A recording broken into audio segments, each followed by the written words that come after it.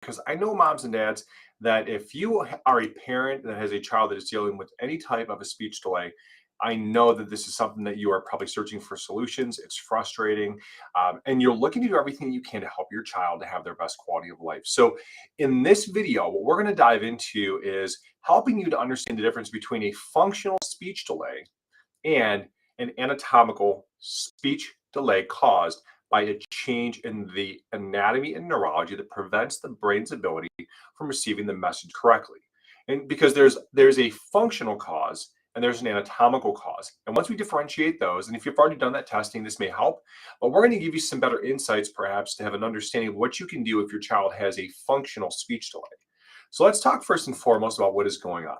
So if we talk about this in terms of the genetic anatomical components versus functional, then we have to realize that when a child has a speech delay and there's no anatomical changes, it's not just a bad deck of cards. There can be a number of different things that are happening to your child's central and autonomic nervous system that is being affected in a number of different ways. And one of the biggest ways is it's going to affect their ability to properly process what's coming in from the sensory environment, and it alters everything that comes out afterwards. So let's walk through this.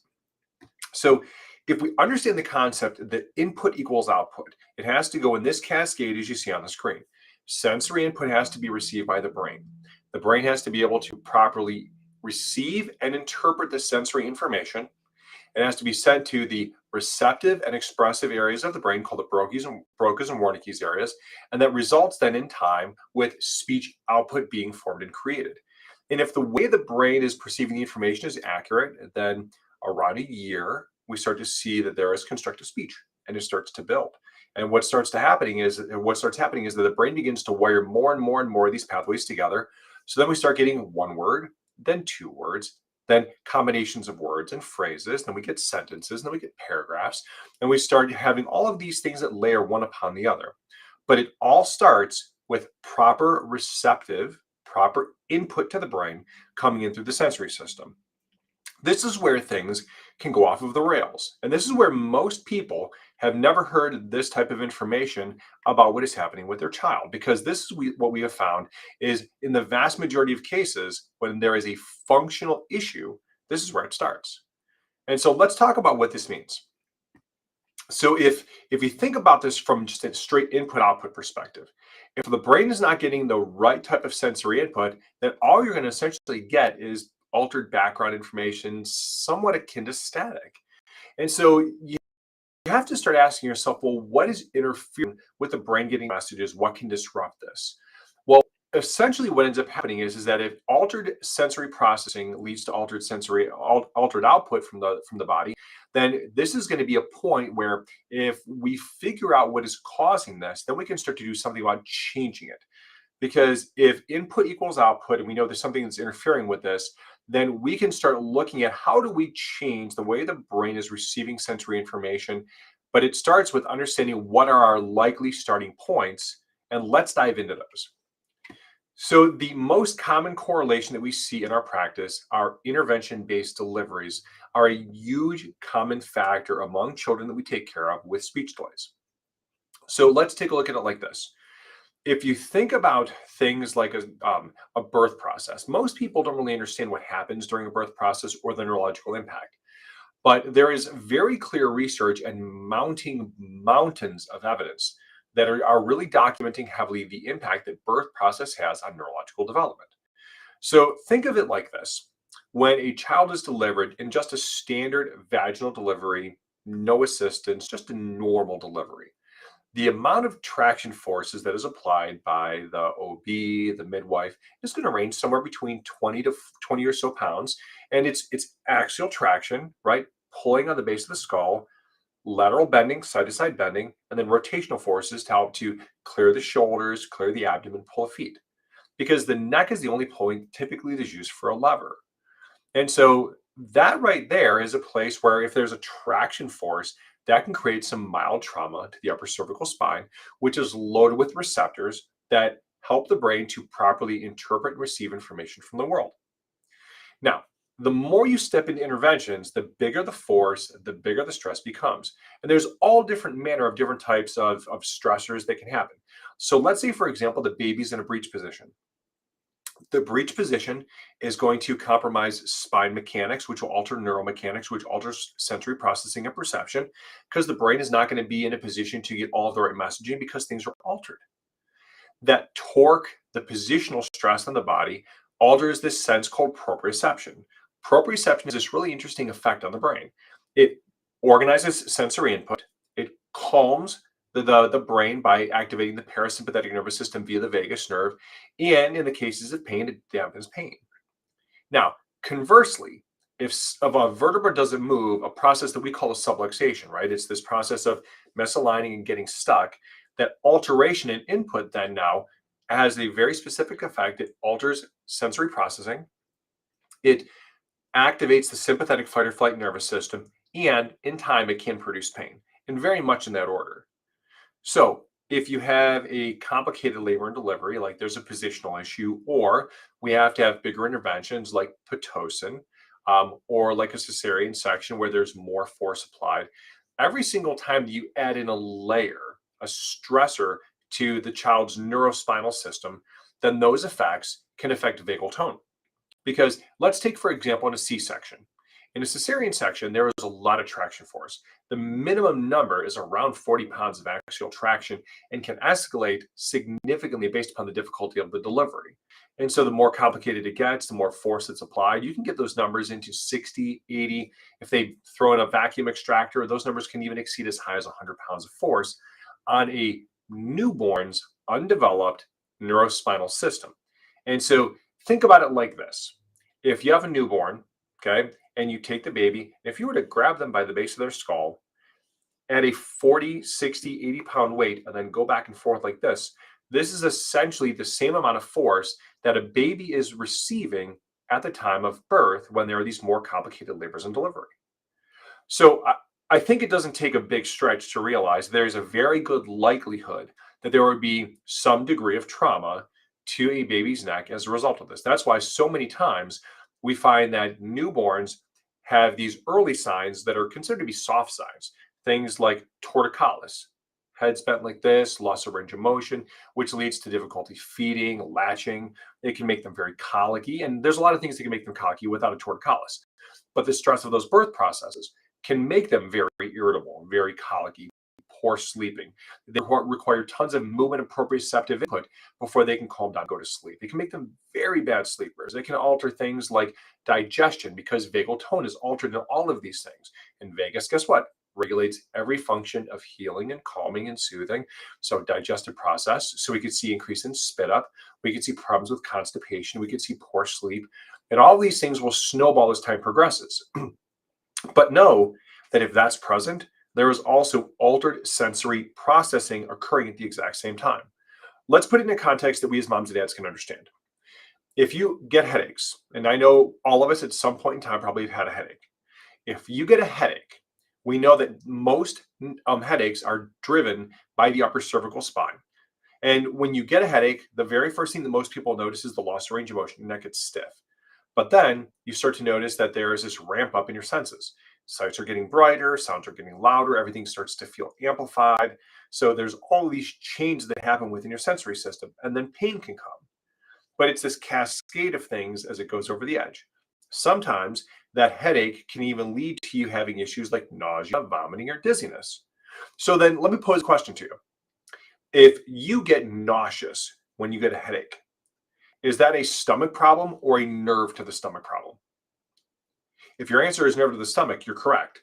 Your vagus nerve, which controls your stomach and your intestines and all of these things, is being affected by this alteration in input that is causing the nervous system to be in a constant ongoing state of fight or flight and is lowering the activity of the vagus nerve so it does not function nearly as well.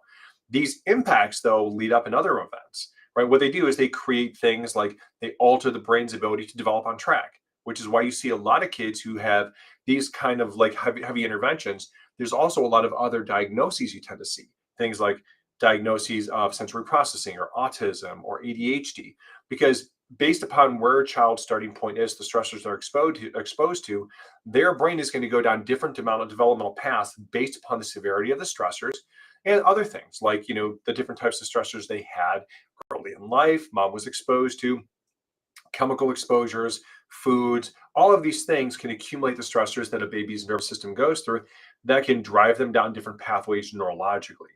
But what we know is that the bigger the intervention, the bigger the pattern of interference between the brain and the body, the greater the likelihood there is going to be some defect, some deficit. So the brain is going to have an altered ability to perceive the world. Some kids, it becomes straight sensory processing issues. But in many kids, it is also a speech delay because now the brain is not getting the correct input. So now speech is going to be affected. And it's going to take a lot more work to try and smooth out those pathways. And without doing something to change the input, it could be a much more difficult process. If you're thinking about this and you're saying, well, what kind of research data is on this? Well, let me just give you one piece. There's a great research study that was done by Dr. Sam Wang, who's a researcher out of Princeton. And he did a study on cesarean sections in particular. And he was trying to see if there were connections and correlations between autism in twins and birth process. And he had a great quote in this study. It said, and I quote, "The correlation between cesarean section and the later onset of autism was greater than the correlation between cigarette smoking and lung cancer." Let that sit in for a second. Greater than the correlation between cigarette smoking and lung cancer. The data is pretty compelling when you start diving into these research studies. This is why I wanted to present this to you. So, and I don't say this to scare you, but I think it's important that we as parents understand that these things have consequences. There are impacts. And if we don't do something to address these things early, they compound over time. Because the nervous system is really interesting in the way that it works. The nervous system has this thing called neuroplasticity, which is always a part of the equation. This is why the way that you unlock the brain, the way that you begin to change things, is the earlier that you can correct the sensory input, the better the chance that you have of really unlocking the brain completely. The longer the brain goes down these pathways, the more some of these pathways at a certain point in time become somewhat hardwired in, as you see with a lot of kids that are on the spectrum. So the earlier that we can intervene, the faster the pace of change we're going to see. So let's look at this from the perspective of when we as pediatric chiropractors get into the equation, our very first job is to figure out exactly what is interfering with the messages being received by the brain. What is altering the sensory processing? And these subluxations that I talked about earlier are literally interferences. They are alterations in sensory processing that activate the sympathetic nervous system and inhibit vagal tone, and they affect the developmental tract of the brain, and they inhibit the brain's ability to properly receive and coordinate all of the information coming in. And so there's all these different expressions. But the more data we get early, the faster that we can start getting into the equation, the faster we can start to unlock the brain, helping a child to achieve their optimum potential. That's why it's such a big deal to start getting children adjusted so early, because guess what happens when you adjust the neurospinal system of a child? You activate the vagus, you correct sensory processing, and the brain starts this process of moving forward, and it starts to advance development, and it starts to refire and rewire connections. So this becomes a big deal from the help standpoint, because now what you can do is you have this really interesting way that you can start to drive a child's brain back into growth and development mode and help to organize what's coming in. And it unlocks this really critical thing like we talked about, neuroplasticity. Because the great thing about neuroplasticity is the brain is always changeable throughout your life. So even if your child has been going through these challenges for a long time, it's not the end of the story. That's what you see, right? You go and do everything you can to try and help your child. And when you start doing things like pediatric chiropractic and you combine it with your speech therapy and your OT, what it allows us to do, and you think about this in a hierarchy, when we get into the equation, we unlock the sensory system for your therapist. It literally allows the child's brain to be receptive to what they're doing, and then it accelerates the pace at which the brain is able to begin to play catch up. Because the refiring and rewiring the process requires that you get rid of the sensory processing problem, which is these underlying background noise, alterations in sensory processing. We call them subluxations. And then you drive normal input up, which is what the adjustments do. And then you drive the frontal lobe and you drive the Broca's and Wernicke's areas and you drive organization within the brain, helping these areas to begin to feed forward all of these correcting of processes. And this becomes a big deal because now you can keep the brain in the state of changeability by understanding what is coming in. And then you quickly get some information about where the brain is in terms of the big stress points. and then you create a plan that allows you to reintroduce normal sensory input through adjustments, and you help to drive the brain to change, and you begin to change rapidly. This is where we start really looking at things like, how do we get a child on track? What is our main goal? Like, how do we do this? Now, I know at this point, a lot of you probably have questions. So I know we've talked a lot about this. We want to give you some resources to start looking at this, to start doing homework for yourself. So first things first, check out our website. Go to elitefamilychiros.com. If you specifically want to talk to one of our doctors about your child, just call the number on the screen, 440-230-2300. I would also encourage you to go to another website, which is pxdocs.com, to begin doing your own homework. There's lots of great literature, science, research articles on there that you can utilize to help to give you a lot of this information that I know most of us are searching for as parents, to help to give you certainty about what your next step should be. So do that. Take a look at that information. Look at the parent testimonials. There's lots of parents out there that have shared their stories, what's happened with their children. Because obviously, the most important thing that matters ultimately is results. And so when you see on there that all of these parents that have given this information have shared their stories, it's because they came in with a similar challenge to you, and they saw tremendous benefits by getting the information, getting these insight neuroscans, and getting the data. Because that's the most important thing at this point. We need to get the insight neuroscans for your child, because once we take their history information and we get the insight neuroscans, it gives us a 360-degree view of what is coming into their central nervous system, their brain, and their autonomics, and then what is coming out. And so we can go into the depth of the nuances, but I don't want to bore you with all this. I want to get you to understand that this is the next major step that needs to be accomplished. Once we get scan data, then what we can do is we can take that information, construct a useful care plan, and then make decisions about how often do we need to adjust them? How long do they need to be in a care plan for? What are the things that we need to combine together to help your child to get the best results possible? And then we have a tracking tool. Because once we start applying care, we need to be able to track to make sure the brain is responding. And so this allows us to do both parts: an assessment tool for baselines of where the brain is, and then an ongoing tracking tool for change. And so as we use these things together, it helps us to make sure that we're never guessing about what's happening with your child. We have this 360-degree view that allows us to make sure that all the decisions that we make clinically are the ones that your child's brain needs to keep advancing forward. Because ultimately, moms and dads, everything that we do here is about making sure that we help your children to unlock their superpowers, to live their best quality of life, because the most important thing that we can do for any child is to help them to be able to achieve the best quality of life possible, to live their best life without limitations, and to literally remove any barrier that stands in front of our kids living their best life.